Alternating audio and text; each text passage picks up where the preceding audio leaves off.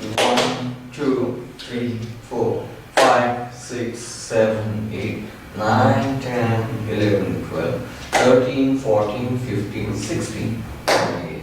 So this is fine, this is Teen Tal. So what we have understood about Teen Tal so far is that number 1, it has 16 beats, right?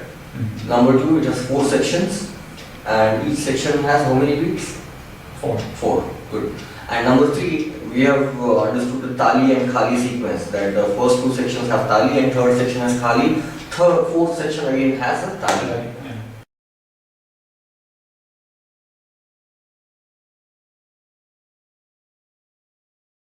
Consider the situation where I am a tabla accompanist and I am playing with a sitar player.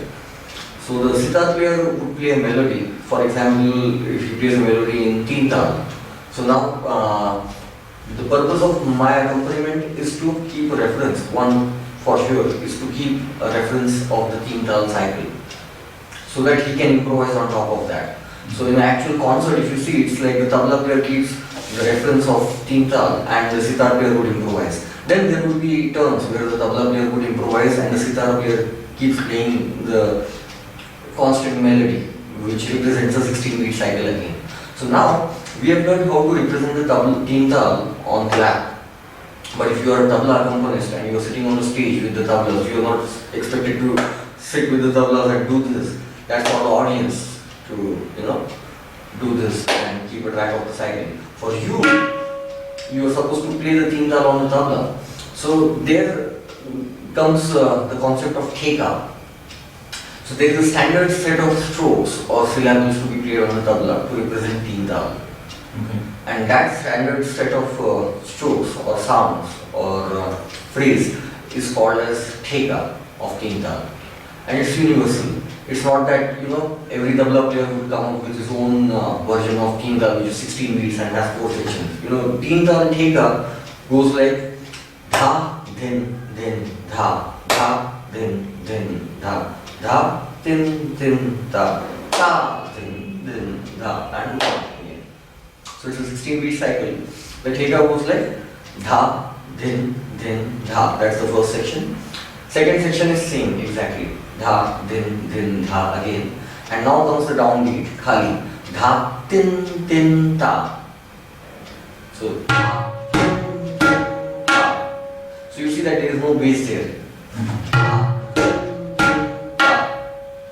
And then the last section is hurry again. So it comes back into bass section. Ta, din, dha. Ta, din, da. Yes. So one good way to remember it is the first and second section are same, identical. Dha, din, dha. That's what we were playing. Now, third section is dha, which is a bass sound, and then tin, ta. Dha, Tin, ta. yes. Dha, tin, ta. Ta is na, basically. Na and ta same. So the third section goes like dha, tin, ta. And then the last section is ta, din, dha. So it's like a mirror image of the third section. Third and fourth section are exactly opposite to each other. Yeah. The third section starts with a bass note dha, and the remaining 3 are flat without bass. The last section starts with a note without bass ta, and the remaining 3 are with bass.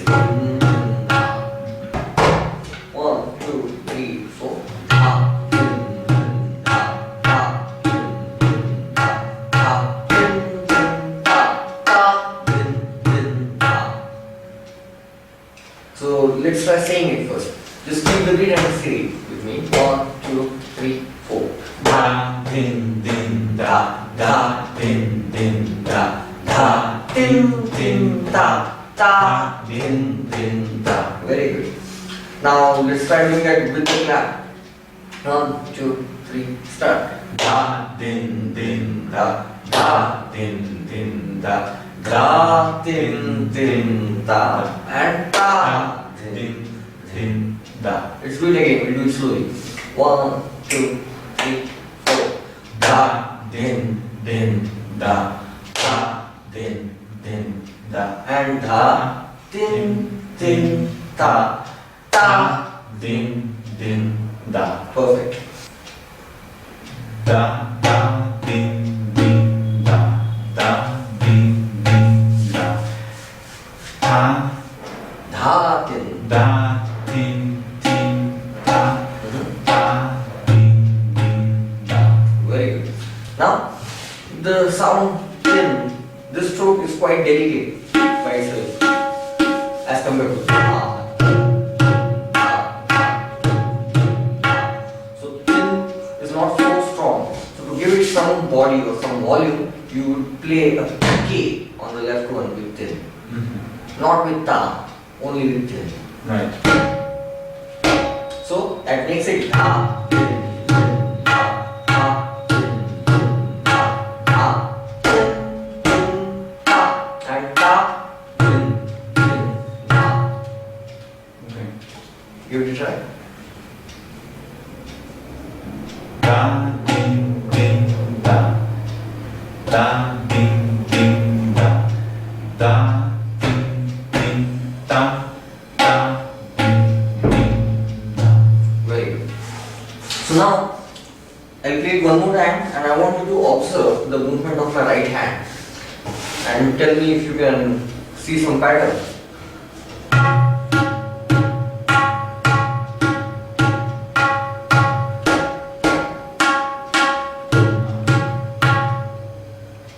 So you always go da, din, din, da. Yes, exactly. So irrespective of whether it's the first section, second, third or fourth, your right hand throughout is just doing 1, 2, 1, da, din, din, da, din, din, da, din, din, da.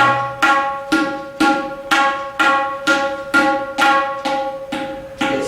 And now, what makes it dha din din da or dha din din da or ta din din da is whether you play A here or you play A here or you don't play anything here. So it's the left drum that kind of gives it a texture. The left drum makes it dhari or thali phrase. So we'll play it together. 1, 2, 3, 4.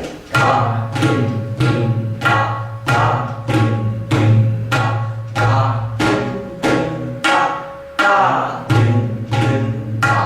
Very good. One more time. 1, 2, 3, 4. Da, din, din, da. Da, din, din, da. Da, din, din, da. Very good. So that's the take of teen tal. So now when you play this with other musicians, you would play teen tal like this. So then everybody knows this is like universal take of teen tal. So any sitar player anywhere in the world, or any Kathak dancer anywhere in the world, or any flute player anywhere, again would know when you play. Okay, they know this is teen tal. They can identify because this is a standard convention or universal take-up or way of representing the teen tal on the tabla.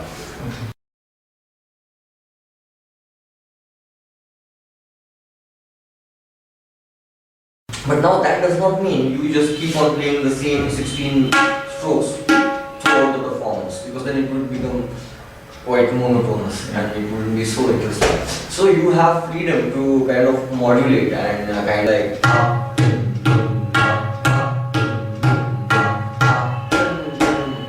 that is a pure take-up. And also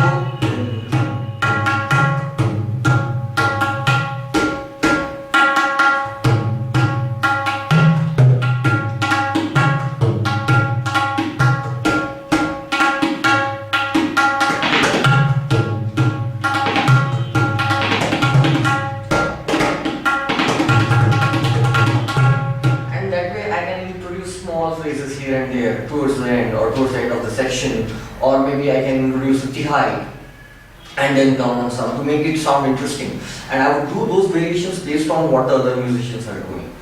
Okay. So if the sitarist is playing a pattern, something like, I'm bad at singing, but something like ta ta ta ta ta ta ta ta ta ta ta ta ta ta, and I am playing ta ta ta ta ta ta, I may change my take to like